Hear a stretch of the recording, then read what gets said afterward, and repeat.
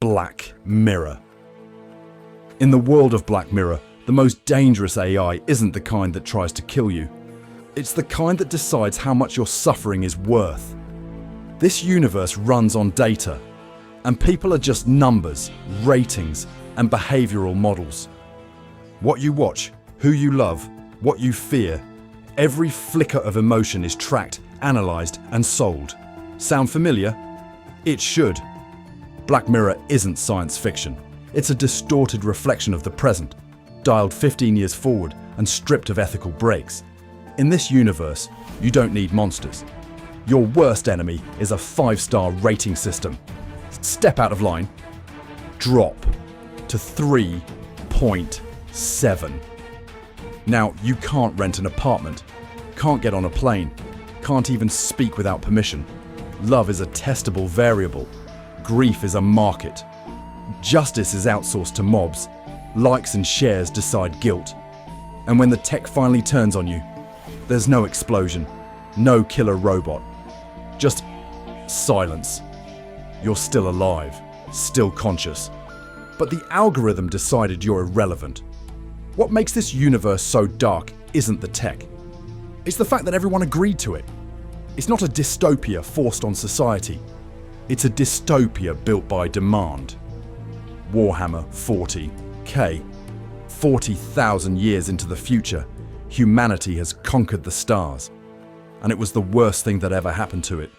In Warhammer 40K, there is no peace, no progress, no redemption, only war. The galaxy is a graveyard, billions of worlds soaked in blood, ruled by a decaying empire that worships a corpse. The Imperium of Man spans the stars, but it's not a civilization. It's a fascist theocracy, powered by slavery, ignorance, and ritual sacrifice. Every day, thousands are burned alive just to keep the lights on. Literally. And those are the good guys. On the other side, the Tyranids, alien swarms that devour entire planets. The Necrons, undead machines trying to erase all life. The forces of chaos, actual gods of madness, lust, despair, and blood, who feed on your soul just because you felt something. There are no heroes here, just walking corpses, indoctrinated fanatics, and soldiers who pray they die before the next battle. Even the superhuman space marines, 7-foot-tall demigods clad in armor, are raised from childhood to feel nothing but hate. The dark truth of Warhammer 40K? Hope is heresy. It's not just that the universe doesn't care if you live or die, it wants you to suffer, and then be forgotten. Attack on Titan. In Attack on Titan, humanity's last survivors live inside 3 massive walls. Not to protect the world, but to keep themselves from it. Outside, the land belongs to the Titans. Towering, grotesque giants who eat people not for food, but for something far worse. Instinct. They don't think. They don't stop. They don't need to. Inside the walls, it's no better. The government is corrupt. The rich live in safety. The poor get devoured first.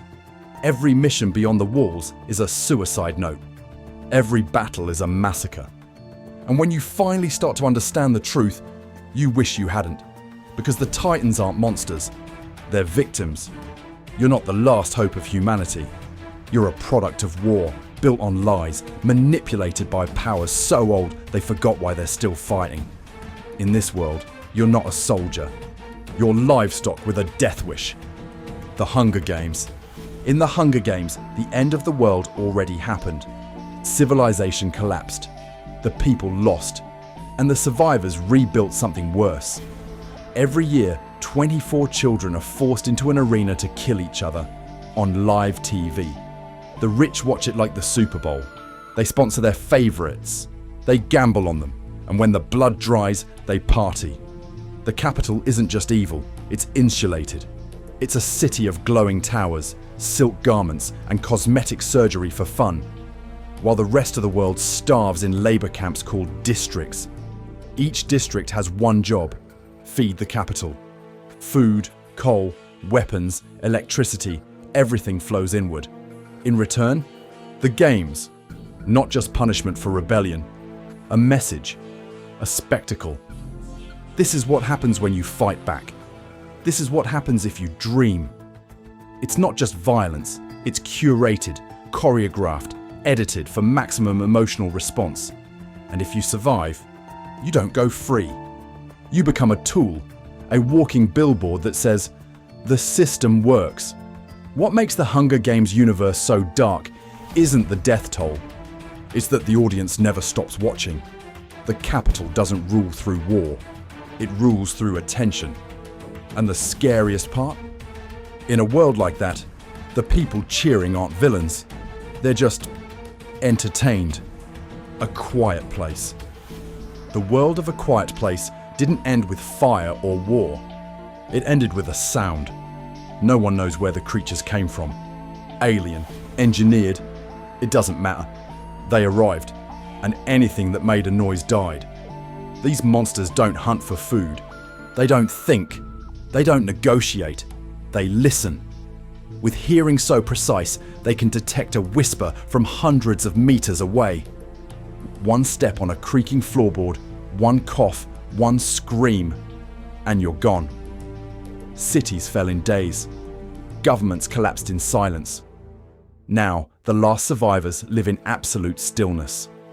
Roads are dusted with sand so footsteps don't echo. Children grow up without speaking. Families eat without silverware. Language is reduced to gestures. Grief becomes internalized. Joy is dangerous.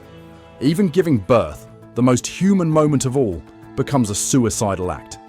There's no resistance, no army, no rebuilding. You can't organize a defense if you can't call for help. And the monsters don't get tired.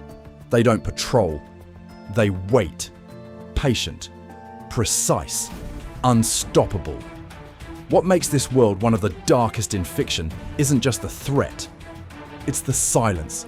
Silence between people, between generations, between thoughts and words that never get spoken again. And when that silence finally breaks, the loudest thing left isn't your voice, it's your fear. The boys. In most universes, superheroes save the world. In the boys, they're the reason it needs saving. Here, superpowers aren't a gift. They're a product. Manufactured by a pharmaceutical giant. Sold to governments. Marketed to the public. Kids are injected with Compound V, raised as mascots, and turned into national idols. Not to protect people, but to monetize them. Supes aren't chosen for their courage. They're chosen for their engagement metrics.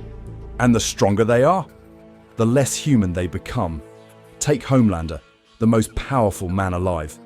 He can fly, see through walls, level cities with a stare. But he has no empathy, no accountability, just ego, insecurity, and absolute control.